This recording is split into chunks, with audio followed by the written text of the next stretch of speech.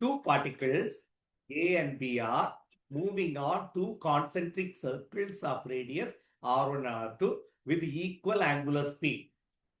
இது ஏன்ற பார்ட்டிக்கிள், இது பின்ற particle. They are going in opposite direction. ரொம்ப கிளியரா இருக்கு. Okay, at t equals 0. இப்ப நம்ம பார்த்தது at t equals 0. இங்க இருக்கு, இது இங்க இருக்கு. Their position and direction of motion are shown in the figure. The relative velocity VA minus VB at என்ன டைம்ல, time is equal to pi by 2 omega. நல்லா கவனிக்கணும். டைம் pi by 2 omega போகணும்னா இந்த பார்ட்டிக்கிள் எவ்வளவு ஆங்கிள் டர்ன் பண்ணி இருக்கணும்? theta equal to omega t.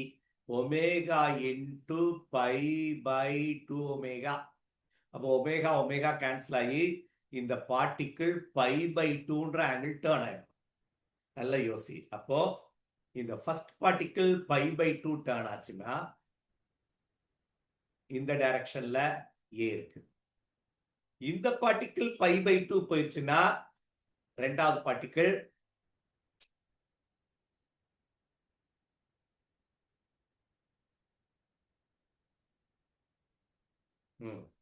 ரெண்டாவது பார்ட்டிக்கிள் pi by 2 டைரக்ஷன்ல இருந்துச்சுன்னா இந்த இடத்துல இருக்குமா? யோசிப்பாரு. எங்க இருந்து இங்க மூவ் இங்க வந்திருக்குமா? இது A. அப்ப இது வெலாசிட்டி ஆஃப் A, இது வெலாசிட்டி ஆஃப் B. புரிஞ்சு படிச்சிட்டியா? ரெண்டும் இதுவும் மைனஸ் ஐ காம்பனன்ட்ல இருக்கு, இதுவும் மைனஸ் ஐ காம்பனன்ட். கேட்டது VA மைனஸ் VB. கிளியரா? VA is nothing but R omega. அப்போ minus R1 omega I cap. First case minus. VBயோ அதேதான், minus of minus plus R2 omega I cap. இதுவும் மைனஸ் தான், அதனாலதான் இந்த மைனஸ் மைனஸ் பிளஸ் ஆயிடுச்சு. அவ்வளவுதான் கண்டு.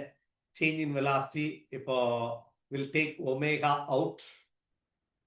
ஒமேகா வெளியே எடுத்தேன்னா இது மைனஸ் R1, இது plus R2. R2 minus R1 into I cap போட்டுடலாமா?